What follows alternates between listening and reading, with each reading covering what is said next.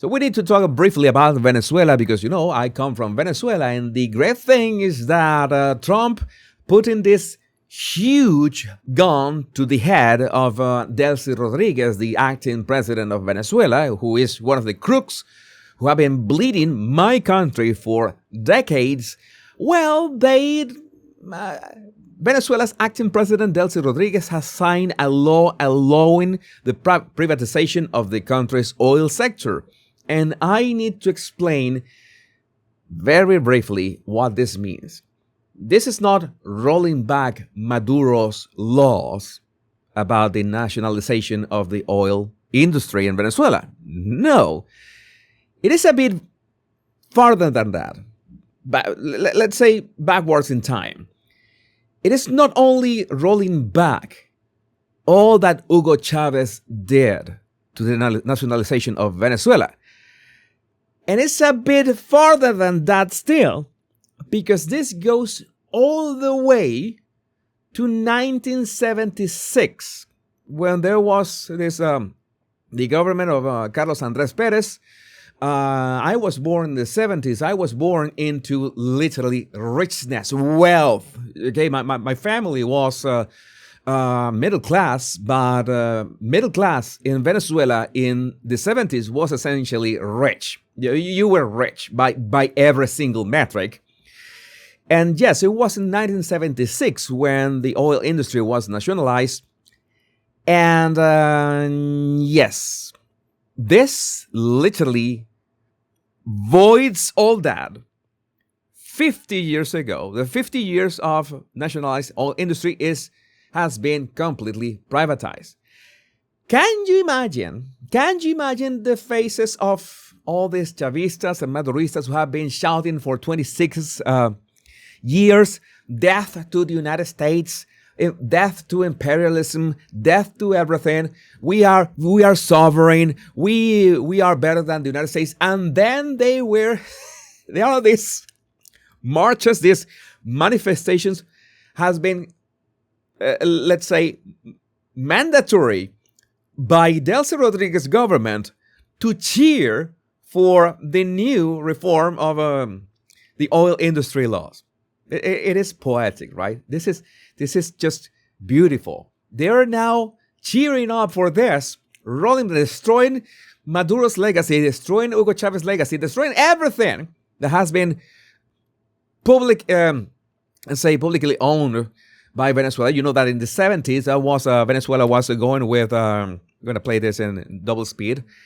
Venezuela was going with the same format that the countries in the Middle East went for. That we want these industries. We want the oil to be ours, not from these American companies. And when Saudi Arabia and the other countries like Kuwait say that, hey, wait a second, we want this for us as well. We want to nationalize more of this. Then Venezuela jumped on that bandwagon, and that's what happened. That's what happened back then. And, well, in terms of body language, this is very interesting because all these thugs, every single one of these thugs, this is Nicolas Maduro's son, by the way, okay? This is El Fiscal General, this dude right here. Yeah, he looks weird. He's as weird as you can imagine. I don't remember who you are. I have no idea who you are, but all of them have these faces. It was a snapshot. It was Diosdado Cabello, you remember? The Gerber baby from the devil, all right? All of them have these faces that they are not happy with anything. Jorge Rodriguez has shit his pants.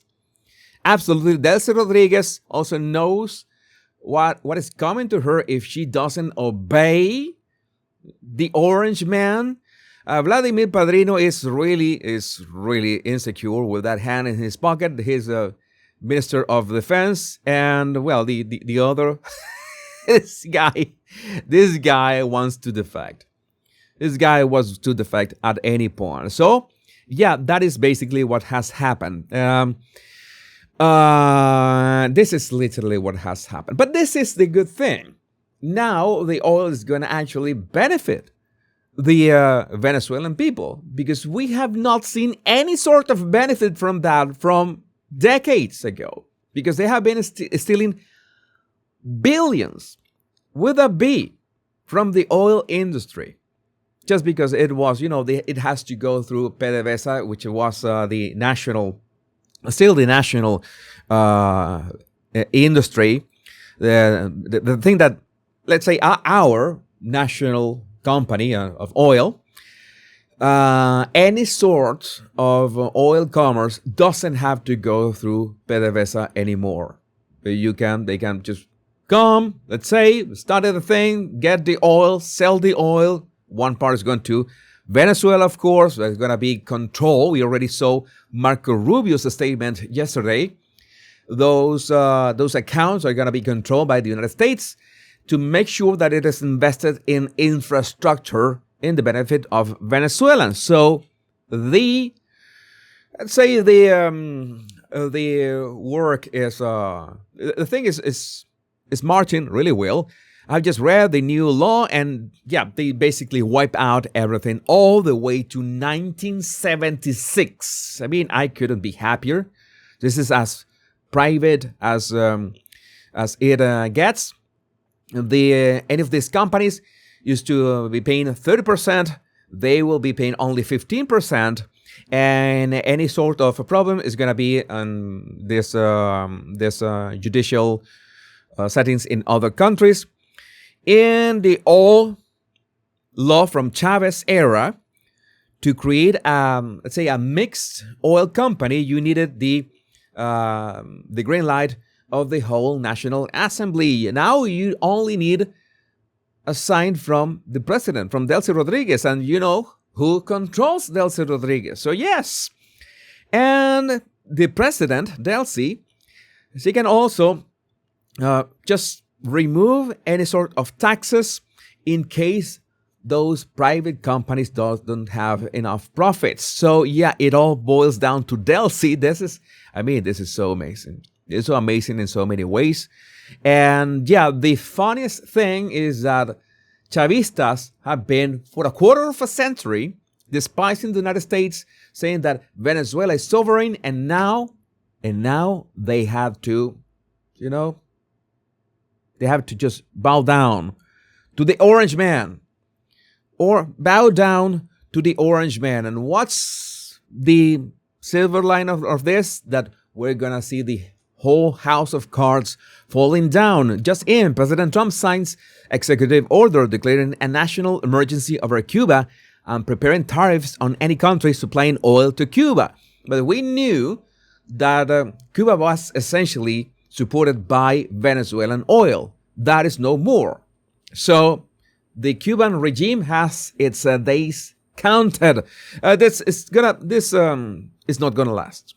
The only way to support socialism and communism is with a lot of money. If you don't have a lot of money, then tough luck. Your regime is not going to survive. And yes, as Marco Rubio said, I would love to see the Cuban regime also fall. But I would like to know, what do you think about this in the comments? My name is Jesus Enrique Rosas. I'm the Power Pundit. Much love.